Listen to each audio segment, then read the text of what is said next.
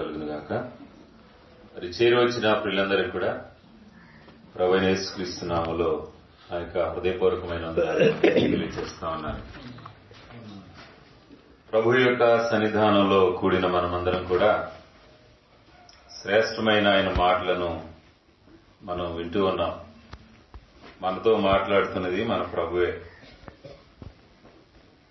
మరి చిన్నజగ్గంపేటలో మరి స్థానికంగా ఏర్పాటు చేసిన ఈ 2 దినాల కూడిక ప్రభు తన నామ మహిమ కొరకు, తన ప్రజల ఆత్మీయ క్షేమం కొరకు చక్కగా ప్రభు నడిపిస్తా ఉన్నాడు. మరి 2వ దినంలో మొదటి సెషన్లో 2వ వర్తమానంలోకి మనం వచ్చాం. మరి 2వ వర్తమానంలో దేవుని గ్రంథంలో నుండి వాక్య భాగాన్ని చదువుకొని మనం ముందుకు వెళ్దాం. బైబిల్ గ్రంథం తెరిచి కీర్తనల గ్రంథం 23వ కీర్తన మనం చదువుదాం. 23వ కీర్తన నాతో కలిసి మరి మీరు కూడా చదవాలని మరి ప్రేమతో కోరుచూ ఉన్నాను. 23వ కీర్తన ప్రారంభం నుండి. యెహోవా నా కాపరి, నాకు లేమి కలుగదు. పచ్చిక గల చోట్లను ఆయన నన్ను పరుండజేయుచున్నాడు. శాంతికరమైన జలముల యొద్ద నన్ను నడిపించుచున్నాడు. నా ప్రాణమునకు ఆయన సేద తీర్చుచున్నాడు. తన నామమును బట్టి నీతి మార్గములలో నన్ను నడిపించుచున్నాడు. గాఢాంధకారపు లోయలో నేను సంచరించినను ఏ అపాయమునకు భయపడను. నీవు నాకు తోడైయుందువు. నీ దుడ్డు కర్రయు నీ దండమును నన్ను ఆదరించును. నా శత్రువుల ఎదుట నీవు నాకు భోజనము సిద్ధపరచుదువు. నూనెతో నా తల అంటియున్నావు. నా గిన్నె పొర్లుచున్నది. నేను బ్రతుకు దినములన్నీ కృపాక్షేమములే నా వెంట వచ్చును. చిరకాలము యెహోవా మందిరములో నేను నివాసము చేసేదను. ప్రార్థన చేసుకున్నాను. దయగల మా తండ్రి, మీ యొక్క సన్నిధి మాకు తోడుగా ఉంచి 2వ దినం 2వ వర్తమానం వినటానికి మీరు అనుకూలపరిచిన ఈ మంచి సమయంకై మీకు స్తోత్రాలు చెల్లిస్తూ ఉన్నాం. మీ గ్రంథంలో నుండి మేము చదివిన మీ మాటలలో మీరే మా అందరితో మాట్లాడండి. ఈ సమయాన్ని దీవెనకరముగా చేయండి, ఆశీర్వాదకరంగా చేయండి. మీ నామమునకు మహిమ కలిగినట్లు, మేము ఆత్మీయ క్షేమాభివృద్ధి పొందినట్లు మీ కృప అనుగ్రహించుమని యేసు ప్రభు నామంలో ఈ ప్రార్థన సమర్పిస్తున్నాము తండ్రి. ఆమేన్. ప్రియులారా, నిన్నటి దినం మనం 23వ కీర్తనలో నుండి మొదటి వచనంలో 3 వర్తమానాలు మనం విన్నాం. 23వ కీర్తన మొదటి వచనం మనం నిన్నటి దినాన జ్ఞాపకం చేసుకుని ఆ 3 వర్తమానాలను ప్రభు సన్నిధానంలో విన్నాం. మరి ఈ సమయంలో మరి యొక్క మాటను మనం జ్ఞాపకం చేసుకుంటూ వాక్య ధ్యానంలో మనం ముందుకు వెళదాం. మరి సమయానికి నేను ముగిస్తాను. ఆ విషయంలో ఎవరు కూడా ఆందోళన పడవలసిన అవసరం లేదు. 23వ కీర్తనలో దేవునితో దావీదు కలిగిన వ్యక్తిగత సంబంధంలో నుండే దావీదు మాట్లాడుతూ ఉన్నాడు. దేవుని ద్వారా తాను పొందిన అనుభవాలలో నుండి మాట్లాడుతున్నాడు. అనుభవంలో నుండి మాట్లాడుతున్న మాటలు ఇవి. పెద్దల దగ్గర ఏముందట? తల నెరుపు కలిగిన వారి దగ్గర ఏముందట? దేవుడు ఏం చెప్పాడు? ఆ మాటలనే మనం గుర్తు చేసుకుంటున్నాం. జీవితాన్ని అనుభవించి పలికినటువంటి విలువైన శ్రేష్టమైన మాటలు ఇవి. ఆయన చెప్పాడు, ఒకడు కొత్తగా డాక్టర్ కోర్సు ఎంబీబీఎస్ చదివాడంట.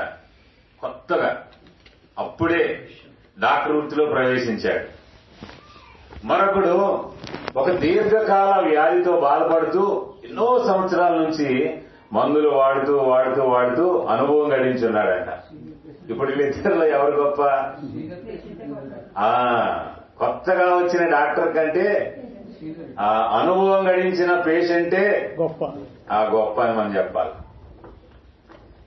ఇప్పుడు దావీదు పలుకుతున్న మాటలు, వ్రాయబడిన 23వ కీర్తనలో ఉన్న ఈ మాటలు తన యొక్క జీవిత అనుభవంలో నేను మాట్లాడాడు కాబట్టి ఇవి చాలా చాలా శ్రేష్టమైన సంగతులని మనం గమనిస్తా ఉన్నాం. మనం నిన్నటి దినాన మొదటి వచనంలో చూశాం, యెహోవా నా కాపరి అని చెప్పాడు. అది ఎంతో బలమైన మాట. ఆయన నాకు కాపరి కాబట్టి నాకు లేమి లేదు, కొరత లేదు, కొదువు లేదని చెప్పాడు. అదెంతో అనుభవంతో కూడిన మాట. ఈ సమయంలో మనం 2వ వచనంలో నుండి దేవుని మాటలను మనం ధ్యానం చేద్దాం. దావీదు మాట్లాడుతున్నాడు, యెహోవా నాకు కాపరి, ఆయన నాకు కాపరిగా ఉండుట ద్వారా నాకు లేమి లేదు, కొరత లేదు, కొదవ లేదు. మరొక ప్రయోజనం ఏంటో తెలుసా? వివరిస్తున్నాడు 2వ వచనంలో, పచ్చిక గల చోట్లను ఆయన నన్ను పరుండజేయుచున్నాడు, శాంతికరమైన జలముల యొద్ద నన్ను నడిపించుచున్నాడు. యెహోవా తనకు కాపరిగా ఉండుట ద్వారా దావీదుకు కలిగినటువంటి ప్రయోజనాలు, మేలులు, ఉపకారములు ఏమిటో ఒక్కొక్కటి వివరిస్తా ఉన్నాడు. 2వ వచనంలో మనం చూస్తున్నాం, పచ్చిక గల చోట్ల ఆయన నన్ను పరుండజేయుచున్నాడు. ఇదొక మేలు, ఇదొక ప్రయోజనం, ఇదొక మంచి ఉపకారం. యేసు ప్రభువును నమ్ముకుంటే ఏంటి మేలు అంటే ఉన్న ఎన్నో మేలులున్నాయి. ఒక్కొక్కటి మనం జ్ఞాపకం చేసుకుంటున్నాం. దావీదు చెప్తున్నాడు, ఆ యేసు ప్రభు నా కాపరి, నేను గొర్రెను. ఆ కాపరి గొర్రెనైన నాకు ఏం చేస్తున్నాడంటే పచ్చిక గల చోట్ల నన్ను పరుండజేయుచున్నాడు, శాంతికరమైన జలముల యొద్ద నన్ను నడిపించుచున్నాడు. ఈ 2 లైన్లో మనం ఒక్కటే ఆలోచన చేస్తున్నాం. మన వాక్య ధ్యాన అంశం పచ్చిక. పచ్చిక కలిగిన చోట్లకు కాపరి, నా దేవుడు, నా ప్రభు నన్ను నడిపించి అక్కడ పరుండ చేయుచున్నాడు. వాక్యంలో రాయబడినటువంటి మాటలకు అనుగుణమైన ధ్యానాన్ని తదుపరి మనం చేద్దాం. ముందుగా ఇక్కడ రాయబడిన ఆ టెక్స్ట్ మనం చూసినప్పుడు, ఆ యొక్క అక్షరాలను మనం చూసినప్పుడు పచ్చిక అని వ్రాయబడింది. ఏంటండి? పచ్చిక, పచ్చదనం. చాలాసార్లు మనం అంటుంటాం, ఈయన జీవితం ఎలా ఉందట? పచ్చగా ఉంది. వీళ్ళ కుటుంబం ఎలా ఉంది? వీళ్ళ యొక్క కాపురం ఎలా ఉంది? పచ్చని జీవితం, పచ్చని కుటుంబం, పచ్చని కాపురం, ఇలాంటి మాటలు మనం వాడుతూ ఉంటాం, వింటూ ఉంటాం. అంటే అర్థం ఏంటి చెప్పండి? ఏ సందర్భాల్లో మనం అంటాం? నిన్న విన్నాం కదా, కొలువు లేకుండా, కొరత లేకుండా, లేమి లేకుండా, సమృద్ధి కలిగి కదా, పచ్చని జీవితం అండి. బైబిల్ గ్రంథంలో 1-2 మాటలు మనం వ్యక్తుల జీవితాల్లో నుండి మనం చూద్దాం. పచ్చని జీవితం ఆ మాట చాలా శ్రేష్టమైంది. ఎవరు పచ్చగా ఉంటారు, ఎవరి జీవితాలు పచ్చగా ఉంటాయి అనేది మనం ఈ సమయంలో ఒకే సందర్భాన్ని అనుసరించి 2 చోట్ల రాయబడిన సంగతులు మనం బాగా ఎరిగిన సంగతులే, మనకు కంఠస్థ వచ్చినటువంటి సంగతులే. ఇర్మియా గ్రంథంలో 17వ అధ్యాయము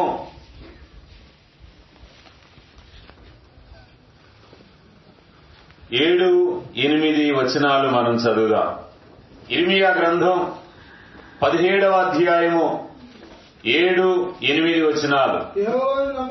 యెహోవాను నమ్ముకొనువాడు ధన్యుడు, యెహోవా వానికి ఆశ్రయముగా ఉండును. వాడు జలముల యొద్ద నాటబడిన చెట్టు వలె ఉండును. అది కాలువల ఓరను, దాని వేళ్లు తన్నును, వెట్ట కలిగినను దానికి భయపడదు.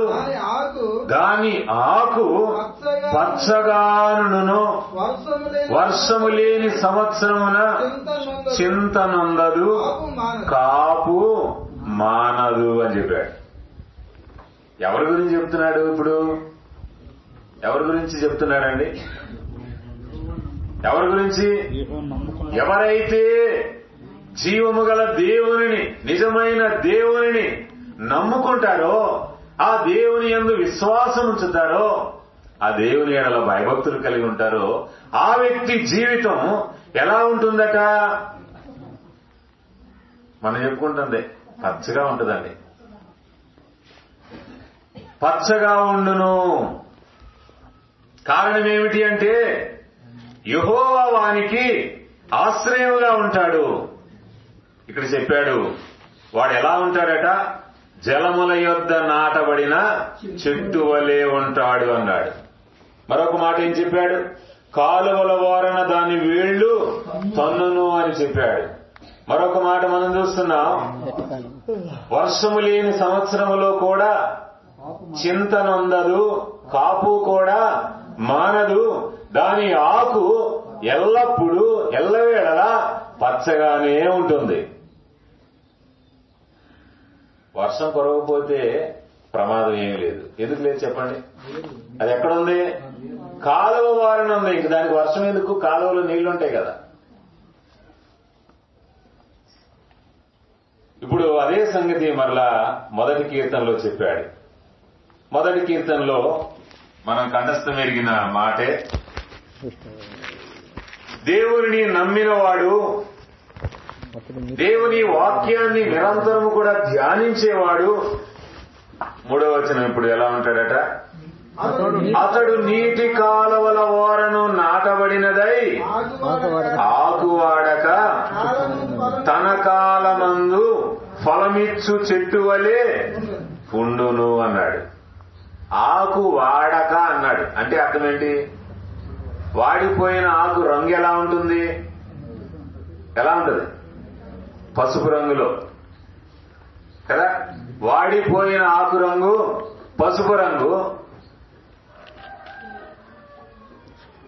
ఇప్పుడు మనం చెప్పుకుంటున్నాం ఆరోగ్యకరంగా ఉన్నటువంటి ఆకు రంగు ఆకు పచ్చ అంటాం. పచ్చ, ఆ పచ్చ వేరు. పసుపు పచ్చ, ఇదేమో ఆకుపచ్చ. దేవునిని నమ్మిన పిల్లల జీవితాలు, కుటుంబాలు ఎలా ఉంటాయట? పచ్చగా ఉండును. కారణం ఏమిటి అంటే వారు నీటి కాలువల ఓరన నాటబడిన వారు. ఆ కాలువ ఒడ్డున వారి యొక్క వేళ్లు బాగా బలముగా నాటుకొనబడి పాతుకొనబడి ఉన్నాయి. దేవునిలో నాటబడిన వారు, దేవునిలో బలముగా పాతుకుపోయిన వారు మాత్రమే పచ్చగా ఉంటారు. వారికి చింత లేదు. తన యొక్క కాలమందు ఫలించేవారుగా ఉంటారట. ఎంత గొప్ప జీవితం అండి! వర్షం లేకపోయినా భయమే లేదు, ఆందోళన అసలే లేదు. కారణం ఏంటంటే నీటి కాలువల ఓరన ఉన్నది ఈ చెట్టు, పచ్చని ఆకులతో ఉన్నది ఈ చెట్టు. ఆ కాలువలో నుండి కావలసినటువంటి నీటిని గ్రహిస్తుంది ఈ చెట్టు. తగిన కాలమందు ఫలించేదిగా ఉంది ఈ చెట్టు. ఆ చెట్టు మనమే కదా. దేవునిని నమ్మిన మనమే ఆ చెట్టు. దేవుని నమ్మిన వాడు అలాగున చెట్టుతో పోల్చబడి పచ్చగా ఉండి తగిన కాలమందు ఫలించేవాడిగా ఉంటాడని సాదృశ్యంగా ఇర్మియా గ్రంథం 17వ అధ్యాయం 7వ వచనం 8వ వచనం మొదటి కీర్తనలో కూడా మనం చదివాం. దేవుని నమ్మిన వారు పచ్చగా ఉంటారు అనేటువంటి సంగతి మనకు స్పష్టంగా ఉంది ప్రియులరా. దావీదు కూడా తన యొక్క జీవిత అనుభవంలో నుండి చెప్పాడు. నీటి కాలువల ఓరన నాటబడిన చెట్టు అని మనం చూస్తా ఉన్నాం. దేవునిలో నాటబడిన వారు 52వ కీర్తన 8వ వచనంలో కూడా ఇలాగన వ్రాయబడి ఉంది. నేనైతే దేవుని మందిరములో పచ్చని ఒలీవ చెట్టు వలె ఉన్నాను. ఆ పచ్చని ఒలీవ చెట్టు వలె ఉన్నాను అన్నాడు కదా. మరొక చోట కూడా మనం చూడగలం, దేవుని మందిరములో నాటబడిన వారై అనే మాటను మనం చూడగలం కదా. మరొక సంగతి కూడా వృద్ధులను గురించి చెప్పబడింది 92వ కీర్తన.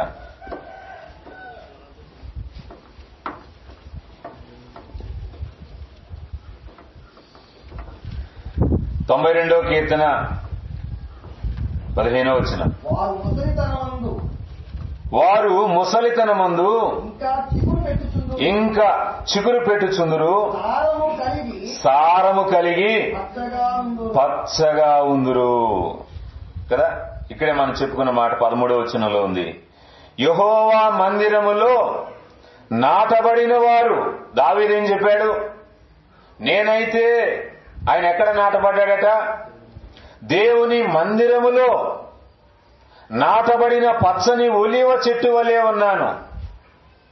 నాటబడటం మాత్రమే కాదు కదా, చక్కగా పెరిగి పచ్చని ఆకులు కలిగి తగిన కాలమందు ఫలించే చెట్టు. తగిన కాలమందు ఫలించే చెట్టు. ఇక్కడ వృద్ధాప్యంలో ఉన్న వారి కోసం 15వ వచనంలో చెప్పాడు, ముసలితనమందు కూడా వాళ్ళు ఎలా ఉంటారట? ఇంకా చిగురు పెట్టుచుందురు, సారము కలిగి పచ్చగా ఉందురు అని చెప్పాడు. ఇది దీవించబడి ఆశీర్వదించబడిన జీవితం అని మనం చెప్పాలి.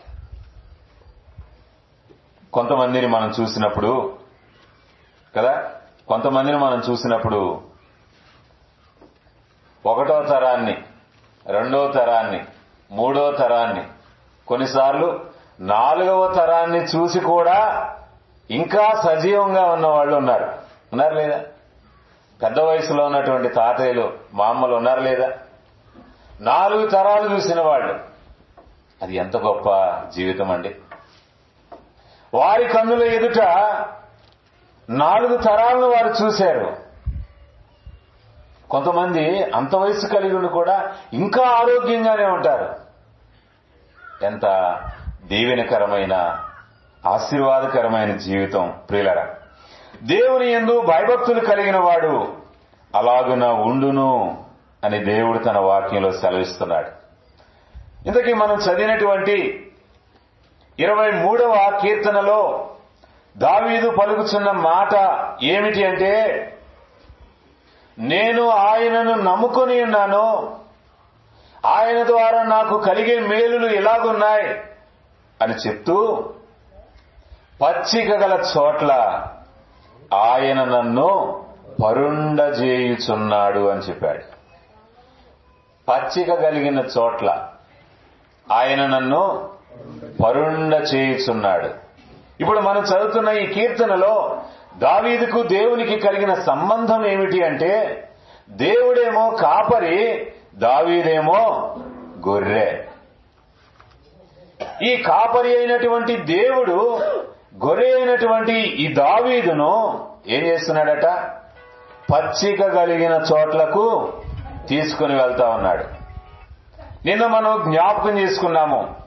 మరలా వచ్చిన మనం చదువుదాం. యెషయా గ్రంథంలో 40వ అధ్యాయం, యెషయా గ్రంథం 40వ అధ్యాయం 11వ వచనం. గొర్రెల కాపరి వలె కాపరికి ఉండవలసినటువంటి 4 లక్షణాలు మనం చెప్పుకున్నాం. ఆ 4 లక్షణాలు కూడా మనం చదువుతున్నప్పుడు యెషయా గ్రంథం 40వ అధ్యాయం 11వ వచనంలో ఒక 3 లక్షణాలను మనం చూశాం. అందులో మొదటిది ఏమని రాయబడిందంటే, గొర్రెల కాపరి వలె ఆయన తన మందను మేపును అని మనం చదివాం. కాపరి నిర్వర్తించవలసినటువంటి 4 బాధ్యతలలో మొదటిది మందను మేపాలి మనం చూసాం. రెండవ మాట ఏమిటి? మోయాలి. మూడవది మనం ఏం చూసాం? నడిపించాలి. నాలుగవది మనం ఏం చూసాం? కాపాడటం, రక్షించటం. కాపరి నిర్వర్తించవలసినటువంటి బాధ్యత. అందులో మొదటిది మనం ఏమని చదువుతున్నాం? గొర్రెల కాపరి తన మందను మేపవలెను. అది తన బాధ్యత. ఇప్పుడు కాపరి పచ్చికలోనికి ఎందుకు తీసుకుని వెళ్తా ఉన్నాడు? గొర్రెలను ఎందుకు తీసుకెళ్తున్నాడు? తన గొర్రెలను మేపటానికి తీసుకుని వెళ్తా ఉన్నాడు. ఇక్కడ మనం ఆలోచన చేస్తున్నప్పుడు దావీదు పలుకుతున్న మాట, దాని యొక్క అర్థం మనం ఒక 2 వచనాలు చదివితే ఇంకా బాగా మనకు తెలుస్తుంది. పచ్చిక కలిగిన చోట్లకు నన్ను తీసుకుని వెళ్తున్నాడు. గొర్రె తినే ఆహారం ఏంటి అంటే పచ్చగడ్డి అని మనం చెబుతాం. అందులో కూడా ఆ పచ్చగడ్డిలో కూడా దేనిని ఇష్టంగా తింటుంది అనేది మనం 1-2 మాటలు మనం తప్పక చదవాలి. పచ్చిక కలిగిన చోట్లకు ఈ కాపరి తన మందను తీసుకుని వెళ్తున్నాడు, తన గొర్రెలను తీసుకుని వెళ్తా ఉన్నాడు. తన బాధ్యత గొర్రెలకు తగిన ఆహారం పెట్టాలి, గొర్రెలను మేపాలి. యేసు ప్రభు ఆయన పరలోకానికి ఆరోహణమై వెళ్లేటప్పుడు ఆ శిష్యుడైన పేతురును పిలిచి ఏమడిగాడు? గొర్రెలను మేపుము అన్నాడు, కాయుము అన్నాడు కదా, మేపుము అన్నాడు. మరొకసారి ఏమడిగాడు? మరలా అదే మాటను రిపీట్ చేశాడు. గొర్రెలను కాయాలి, గొర్రెలను మేపాలి. కాపరి బాధ్యత గొర్రెలకు మేత పెట్టడం అనేది. తప్పకుండా వాటికి మేత పెట్టాలి. ఆ కాపరి తన గొర్రెలకు సమయానికి మేత పెట్టాలి, గొర్రెల యొక్క ఆకలిని తీర్చాలి. అందుకొరకై పచ్చిక గల చోట్లకు ఈ గొర్రెల మందను నడిపించాలి. పచ్చిక అనేది చాలా ప్రాముఖ్యమైనటువంటి మాటగా ఇక్కడ మనకు కనబడతా ఉంది. ఇదే మాటను మనం వివరించుకుందాం.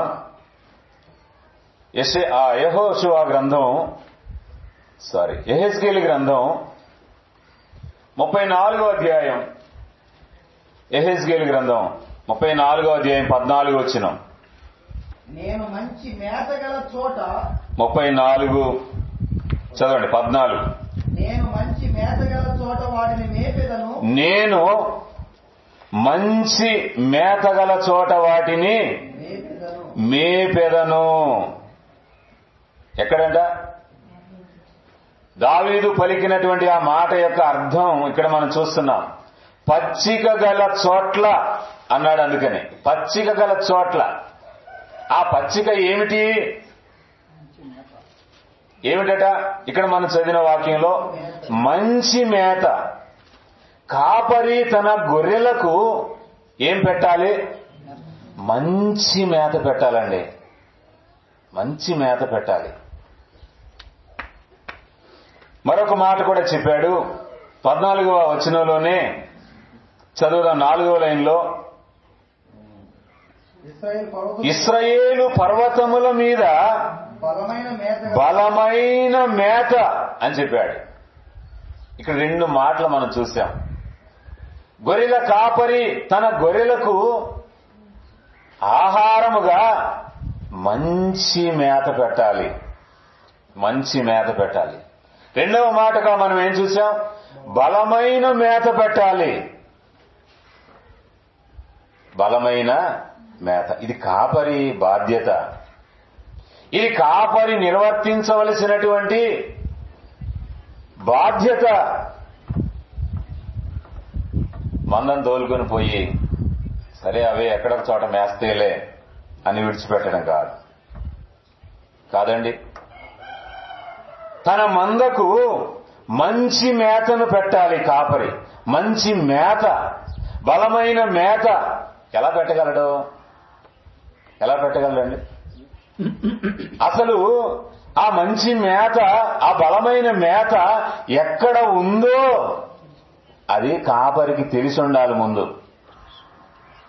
అంతేనా? కాపరికి తెలిసి ఉండాలి. అప్పుడే ఆ బలమైన మంచి మేత కలిగిన చోటుకు తన గొర్రెలను తీసుకుని వెళ్ళగలడు.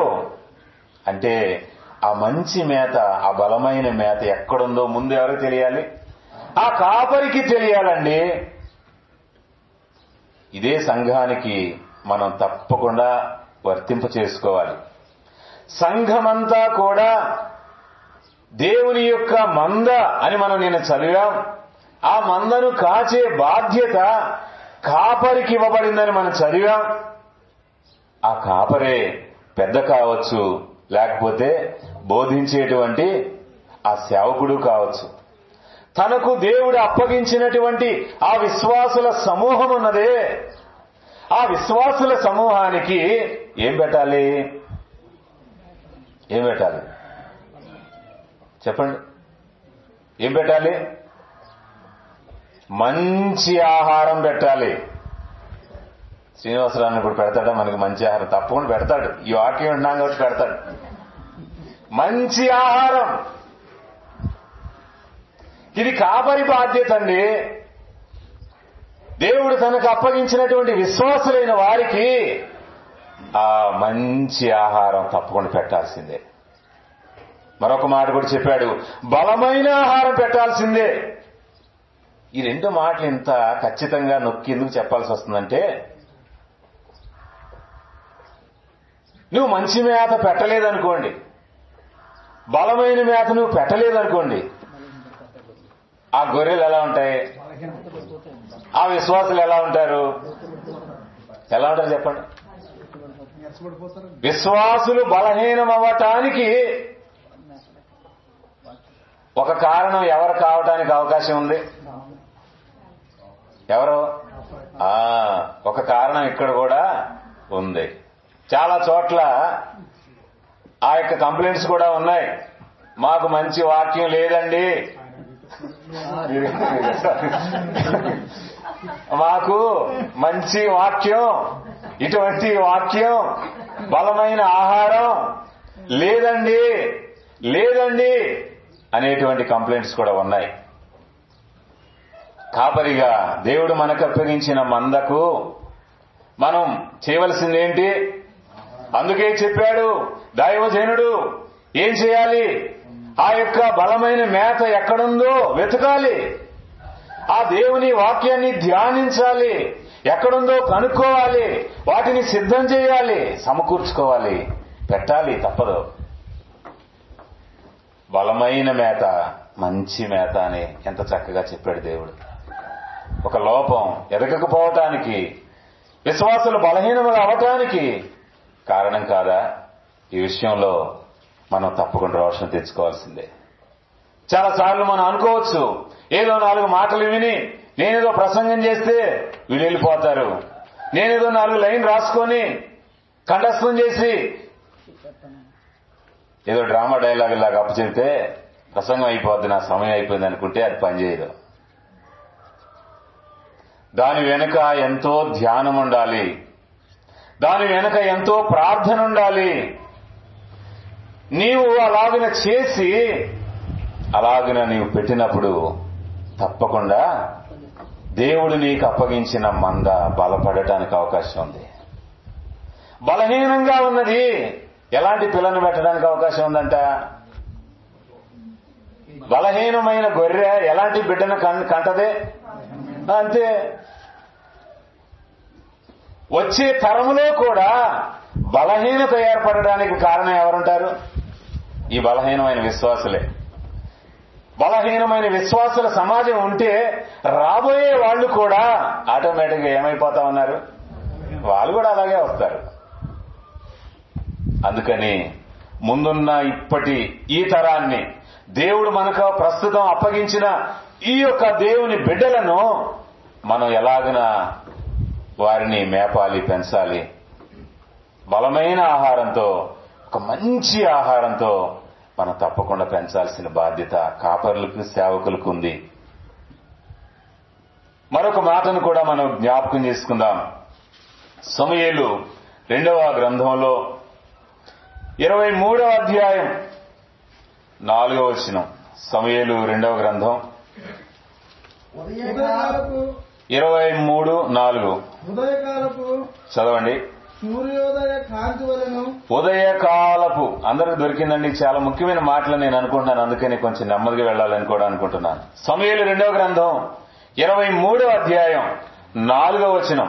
ఉదయకాలపు సూర్యోదయ కాంతి వలెను, మబ్బు లేకుండా ఉదయించిన సూర్యుని వలెను, వర్షము కురిసిన పిమ్మట నిర్మలమైన కాంతి చేత భూమిలో నుండి పుట్టిన లేత గడ్డి వలెను. ఇంత మనం చదివింది ఎందుకంటే ఆ చివరున్న మాట అండి. ఏటా మాట? లేత గడ్డి. అది చాలా ప్రాముఖ్యమైన సంగతి. గొర్రెలు బాగా ఇష్టపడి కదా తినే గడ్డి ఏంటట? ఏ గడ్డి? అది ముఖ్యం. టెండర్ గ్రాస్ అన్నాడు, అందుకని దాన్ని ఇంగ్లీష్ లో లేత గడ్డి. గొర్రెలు ఇష్టపడేది లేత గడ్డి. ఏదో ఒకట్లే పడేశాం అన్నట్టు కాదు, ఏదో ఒకట్లే బోధించాం అన్నట్టు కాదు. ఆరోగ్యం ఇచ్చేటువంటి ఆ బోధ బైబిల్ గ్రంథంలో రాయబడినటువంటి ఆ సంగతులు అలాగే ఉన్నాయి.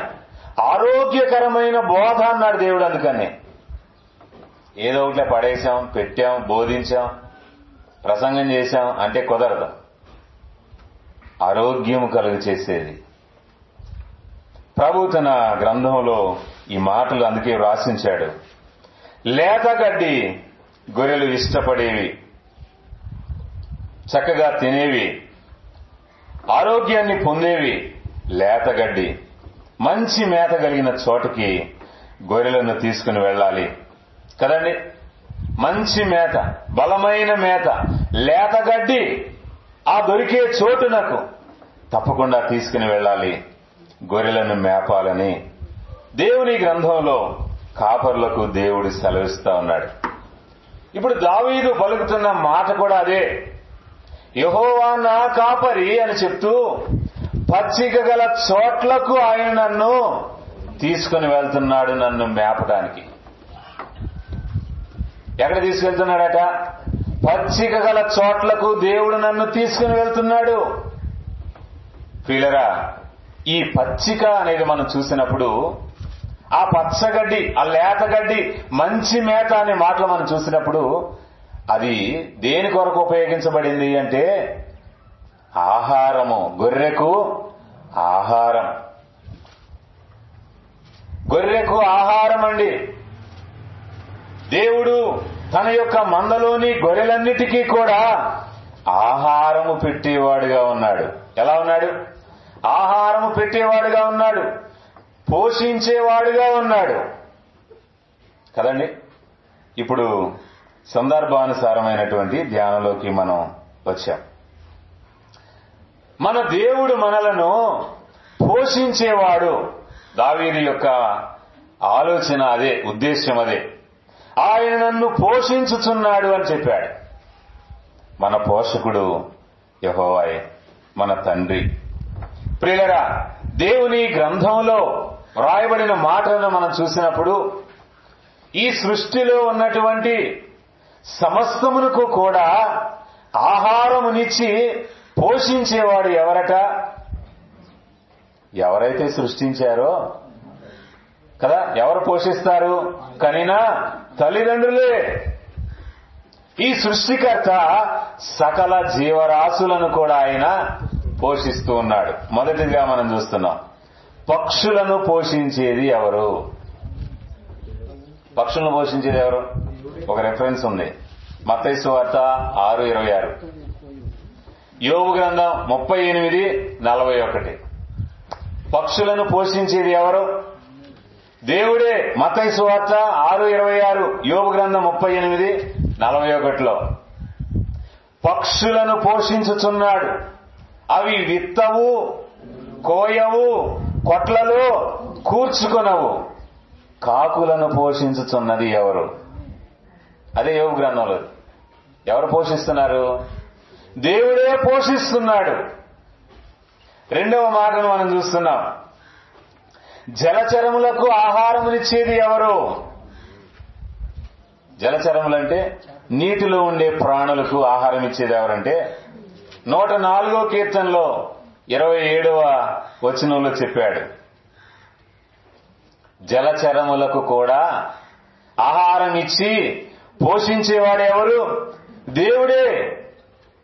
మూడవ మాటను మనం చూస్తున్నాం, అడవి జంతువులకు ఆహారమునిచ్చి పోషించేవాడు ఎవరు?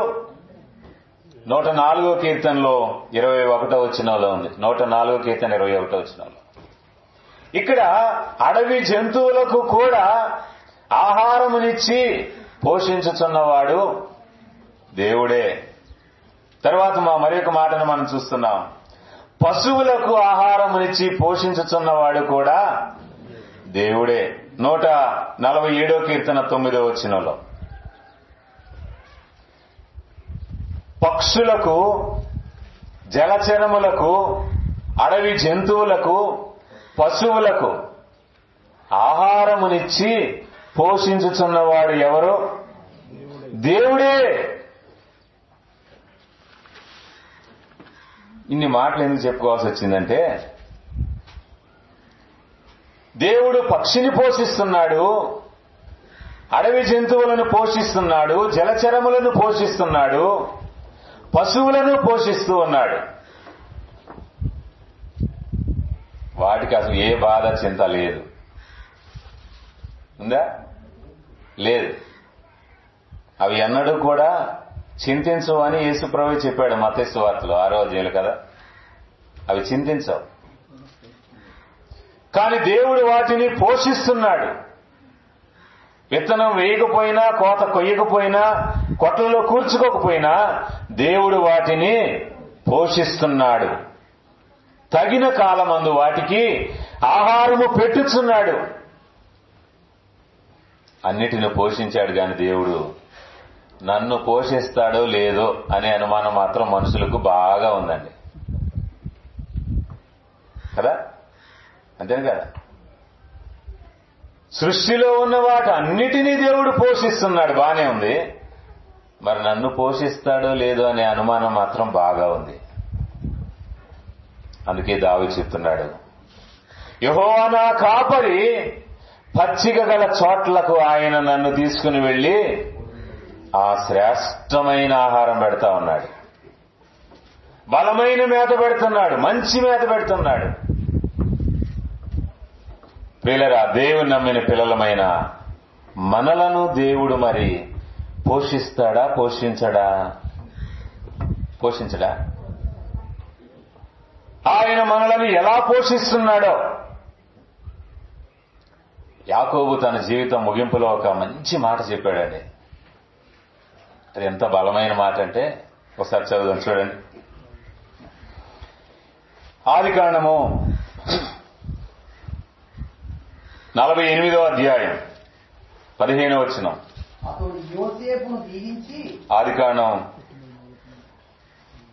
48:15 అతడు యోసేపును దీవించి నా పితరులైన అబ్రహాము ఇస్సాకులు ఎవని ఎదుట నడుచుచుండిరో ఆ దేవుడు ఎప్పుడంట?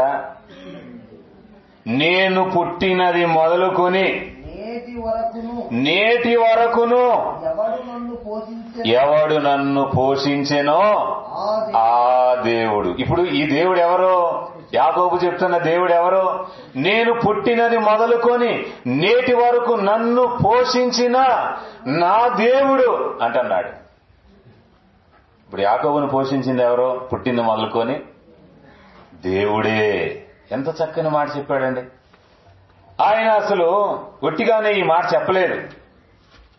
అది కూడా ఆయన జీవిత అనుభవంలో నుండే చెప్పాడు. ఈ మాట జీవిత చరమాంకంలో చెప్పాడు. ఆయన యవనస్తుడిగా ఉన్నప్పుడు ఏం చెప్పాడు చూద్దాం. 28వ అధ్యాయం, ఆదికాండం 28వ అధ్యాయం 20-21 వచనాలు కలిసి ఉన్నాయి. అప్పుడు యాకోబు నేను తిరిగి నా తండ్రి ఇంటికి క్షేమముగా వచ్చునట్లు దేవుడు నాకు తోడయ్యుండి నేను వెళుచున్న ఈ మార్గములో నన్ను కాపాడి తినుటకు ఆహారమును ధరించుకొనుటకు వస్త్రములను నాకు దయచేసిన ఎడలా యెహోవా నాకు దేవుడై ఉండును అని అప్పుడు చెప్పాడు యవనంలో. ఇప్పుడు ముసలితనంలో ఏం చెప్పాడు? నేను పుట్టింది మొదలుకొని నేటి వరకు నన్ను పోషించిన నా దేవుడు. అంటే ఏమేమి ఇచ్చుంటాడు? తినటానికేమో ఆహారము, ధరించుకొనటానికేమో వస్త్రాలను ఎవరిచ్చారట? యాకోబుకు దేవుడే ఇచ్చాడు. యాకోబు తన జీవితంలో ఎంతటి చక్కని సాక్ష్యం కలిగి ఉన్నాడండి. ఇశ్రాయేలు ప్రజలు ఐగుప్తులో నుండి బయటకు వస్తున్నప్పుడు అరణ్యంలో వారు సంచరించిన సంవత్సరాలు ఎన్నట? 40 సంవత్సరాలు. వాళ్ళు ఎక్కడ విత్తనం వేశారు? ఎక్కడ పంట కోశారు? ఏ గానుగలో నిలవేశారు? ప్రపంచ చరిత్రలో ఇలాంటి పోషణ ఎక్కడ జరగలేదు ఇంతవరకు. ఆకాశ ధాన్యం తిన్నారని రాశాడు. మనం తింటున్నది ఎక్కడి నుంచి? ఎక్కడ తింటున్నాం మనం? భూమి మీదది. ఇశ్రాయేలు ప్రజలు ఏం తిన్నారట? మనం ఎప్పుడు తినలేదు అది. ఆకాశ ధాన్యము 40 సంవత్సరాలు తిన్నారు. మరొక మాట కూడా రాశాడు, అది మన ఆలోచనకు అందదు. దేవదూతల ఆహారం తిన్నారట. దేవదూతలు ఏం తింటారని మళ్ళీ అడగండి నన్ను.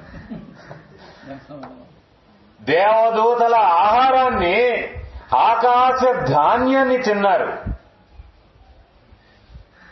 ప్రపంచ చరిత్రలో ఎక్కడ ఇటువంటిది మరెన్నడూ కూడా జరగలేదు.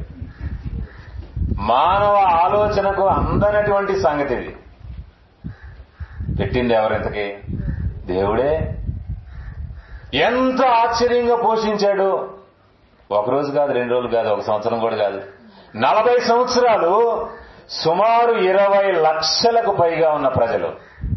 ఎస్టిమేషన్ ఎంతో చెప్పండి ఇప్పుడు? 20 లక్షల పైనటువంటి ప్రజలకు 40 సంవత్సరాలు పోషణ.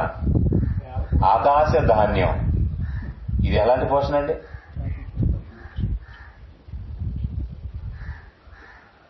ఆశ్చర్యంగా దేవుడు పోషిస్తున్నాడే తన పిల్లలను. ఇంతగా పోషించేవాడు మన దేవుడు. ఆయనను నమ్మిన వారిని పస్తుతో, ఆకలితో అలమటించిపోయేటట్టు చేస్తాడా? ఐగుప్తు నుండి వచ్చినప్పుడు వాళ్ళు అదే అన్నారు. అందుకనే ఈ ఆశ్చర్యం చేశాడు. అరణ్యంలో ఆయన ఆహారం సిద్ధపరచగలడా అన్నారు. అంటే దేవుని యొక్క శక్తిని శంకించారు. ఇంతమందికి ఆహారము అరణ్యంలో పైగా ఇవ్వగలడా, సిద్ధం చేయగలడా అన్నాడు. ఆ మాటకే 40 సంవత్సరాలు కురిపించాడు ఆకాశ ధాన్యాన్ని. ఆయన పోషించగలడు. ఆయన సామర్థ్యం కలిగిన వాడు. ఆయనను మనం ఎన్నడూ శంకించకూడదు. ఇస్తాడా? పోషిస్తాడా? తిండి పెడతాడా? వస్త్రాలు ఇస్తాడా? నా కుటుంబాన్ని ఆదుకుంటాడా? అస్సలు ఇలాంటి ప్రశ్న మన మనసులోకి రాకూడదు. అది దేవుని యొక్క సామర్థ్యాన్ని మనం శంకించకూడదు. అసలు ఆయన చెప్పిన ఒకే ఒక్క మాట ఉంది, మీరు ఏం చేయాలి? దేవుని రాజ్యాన్ని, ఆయన నీతిని వెతకండి. ఇది మీకు చెప్పిన పని, మీరు చేయాల్సిన పని. మిమ్మల్ని పోషించాల్సిన పని నాది. మీకు చెప్పిన పని చేయండి. ఆయన రాజ్యాన్ని, ఆయన నీతిని వెతకండి. మీకేం కావాలో సీరియల్లో వస్తాయి అంతే. నీకెప్పుడు ఏది కావాలో వస్తాయి అంతే. నీకు చెప్పిన పని చేయి అంతే. దేవుడు చెప్పిన మాట ఎంత గొప్పగా ఉంది పిల్లగా. తనను నమ్మిన పిల్లలను ఆయన పోషిస్తాడు. ఇందాక మనం చెప్పుకున్నాం కదా, ఏదో ఒక మేతలే అన్నట్టు కాదు, లేత గడ్డి, మంచి మేత కదా. మరొక మాట ఏం చెప్పుకున్నాం? బలమైన మేత పెట్టేవాడు ఆయన. ప్రియులరా, ఆయన నమ్మిన పిల్లలకు ఆయన ఇచ్చే ఆహారం అలాగే ఉంటుంది. 81వ కీర్తన మనం చూద్దాం. చూడండి, 81వ కీర్తన 16వ వచనంలో దేవుడు తన పిల్లలకు ఇచ్చే ఆహారం ఎలాగుంటుందో ఇక్కడ మనం చూస్తా ఉన్నాం. అతి శ్రేష్టమైన గోధుమలతో అనుగ్రహించి ఏం చేస్తాడు? ఏదో నాసిరకం కాదు, నాసిరకం ఫుడ్ కాదండి. ఇదేంటిది? శ్రేష్టమైన, ఫస్ట్ క్వాలిటీ, శ్రేష్టమైన గోధుమలతో నిన్ను పోషిస్తాను. మరొక మాట ఏం చెప్పాడు? కొండ తేనెతో నిన్ను. బాప్తిస్మిచ్చే యోహాను ఏం తిన్నాడు ఇంతకీ? కొండ తేనె. చూసారా? ఆ తేనెలో ఎంతో బలమున్నది. ఆ శ్రేష్టమైన గోధుమలు బలమునిచ్చే ఆ బలమైన మేత, బలమైన ఆహారం పెట్టేవాడు మన దేవుడు. ఆయన పిల్లలకు ఆయన అలాగనే అనుగ్రహించేవాడు కదా. మరొక మాటను కూడా మనం జ్ఞాపకం చేసుకుందాం. దేవుని యందు భయభక్తులు కలిగిన వారికి దేవుడు శ్రేష్టమైన బలమైన ఆహారాన్ని ఇచ్చేవాడుగా ఉన్నాడు కదండి. ఎవరైతే తన యందు భయభక్తులు కలిగి ఉంటారో వారికి శ్రేష్టమైన ఆహారం, బలమైన ఆహారాన్ని ఇచ్చేవాడుగా ఉన్నాడు. దేవుని దాసులు ఇందాక చెప్పారు, కరువు వచ్చింది. మరి దేవుని నమ్మిన పిల్లల పరిస్థితి ఏంటి? కరువు వచ్చిందండి, దేవుని నమ్మిన పిల్లల పరిస్థితి ఏమిటి? దేవుడు ఏం చేస్తాడు? మరొక మాట కూడా మనం దీనికి సహాయకరంగా మనం చూద్దాం. 33వ కీర్తన 18వ వచనం. వారి ప్రాణమును మరణము నుండి తప్పించుటకును, కరువులో వారిని సజీవులనుగా కాపాడతాడు. అంటే అర్థం ఏంటి? కరువులో కూడా తన ప్రజలను ఆయన విడిచిపెట్టేవాడు కానే కాదండి. లోకమంతా కూడా కరువు వచ్చిందని నశించిపోతున్నారు. ఆయన నమ్మిన పిల్లలు మాత్రం ఎలా ఉంటారట? కరువులో కూడా దేవుడు వారిని పోషించి సజీవముగా కాపాడతాడు. ఒకటి రెండు ఉదాహరణలు నేను చెప్పి నేను ముగిస్తాను. మనం ఎరిగినటువంటి మాటలే. ఐగుప్తు దేశంలో భయంకరమైన కరువు వచ్చింది.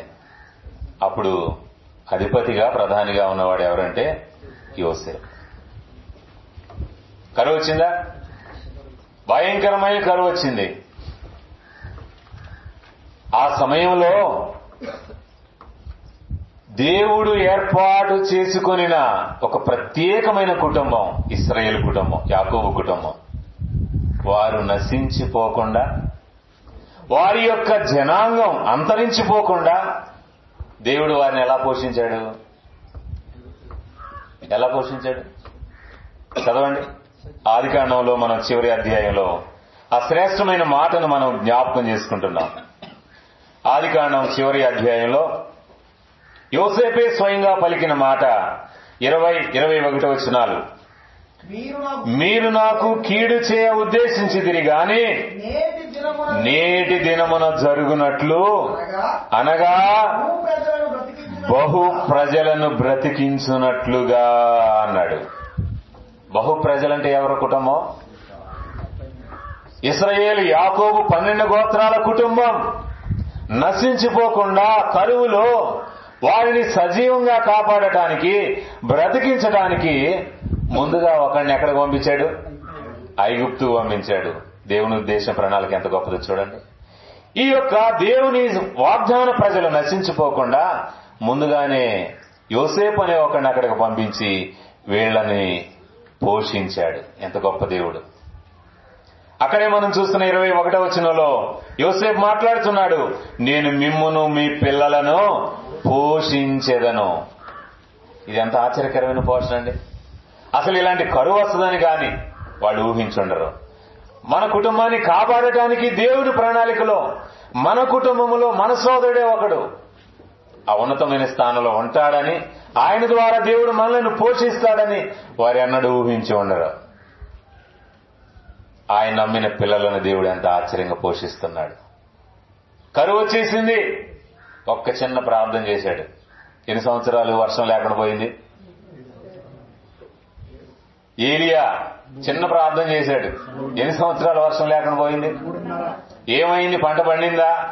కరువు వచ్చేసింది. ఆహారం ఎలాగా? దైవజనుని పోషణ ఎలాగా? ఉన్న ప్రజలే ఎలా ఉన్నారు? ఆహారం లేక చచ్చిపోవడానికి సిద్ధంగా ఉన్నారు. దైవజనుని పోషణ కొరకు, దేవునిని నమ్మిన ఒక స్త్రీ ఆ కుటుంబ పోషణ కొరకు దేవుడు కల్పించిన ఆ ప్రణాళిక ఎంత గొప్పగా ఉంది. నువ్వు సారెపతు గ్రామానికి వెళ్ళాలి, అక్కడ ఒక విధవరాలి ఇంటికి నువ్వు వెళ్ళాలి. ఎంత ఆశ్చర్యమైన ప్రణాళిక అండి. దేవుడు ఆశ్చర్యంగా పోషించేవాడు. గుప్పెడి పిండి మాత్రమే ఉంది, నిరుపేదైన విధవరాలి కుటుంబం అది. సేవకుని పోషించాడు. తన యందు విశ్వాసం ఉంచినటువంటి ఆ విధవరాలి కుటుంబాన్ని కూడా దేవుడు ఆశ్చర్యంగా పోషించాడు. కరువులో కూడా సజీవముగా పోషించిన ఆ గొప్ప పోషకుడు ఆయన. రూతు గ్రంథం ప్రారంభ అధ్యాయంలో మనం చూస్తాం. ఏం పేరు ఆవిడ పేరు? నయోమి. ఆవిడ మాత్రం ఒక చిన్న టెక్నిక్ ఉపయోగించింది. రొట్టెల ఇల్లు బెత్లెహేము, అందులోనే ఆహారం లేదు. ఇప్పుడు ఏం చేయాలి? వలస పోవాలి. దుబాయ్, కువైట్, మస్కట్, ఎక్కడికి? ఆహారం ఎక్కడుంటే, ఉద్యోగాలు ఎక్కడుంటే అక్కడికి వెళ్ళిపోవాలి అనుకుంది. ఎక్కడికి వెళ్ళిపోయింది? ఆహారము సమృద్ధిగా ఉన్న మోయాబుకు వెళ్ళిపోయింది. ఆవిడ వెళ్ళిపోవటానికి కారణం ఏంటి చెప్పండి? పోషించే దేవుని శంకించి వెళ్ళిపోయింది. మిగతా వాళ్ళందరూ ఆ ఊర్లోనే ఉన్నారు కదా, ఉన్నారు లేదా? ఈవిడ ఒక్కత మాత్రమే ఉపయోగించింది తెలివి. ఈ కరువు కాలంలో నేను నా కుటుంబాన్ని కాపాడుకోవాలి. భార్యాభర్తలు ఇద్దరు ఒకటే మాట్లాడుకున్నారేమో. ఇద్దరు కుమారులు తీసుకొని ఆహారం ఉన్న మోయాబు స్థలానికి వెళ్ళిపోయారు. పోషించే దేవునిని వారు ఏం చేశారు? నమ్మలేదు, శంకించారు. భర్త చనిపోయాడు, ఇద్దరు కుమారులు కూడా చనిపోయారు, ఒక్కతే మిగిలింది. ఎందుకు అలాగయింది చెప్పండి? కరువులో కూడా సజీవముగా పోషించే దేవునిని ఆవిడ నమ్మలేకపోయిందే. ఇది మనకు పాఠం కావాలి. పోషించేవాడు మన పోషకుడు, మనము నమ్మిన మన దేవుడే ప్రియులారా. కరువులో కూడా ఆయన పోషించేవాడు.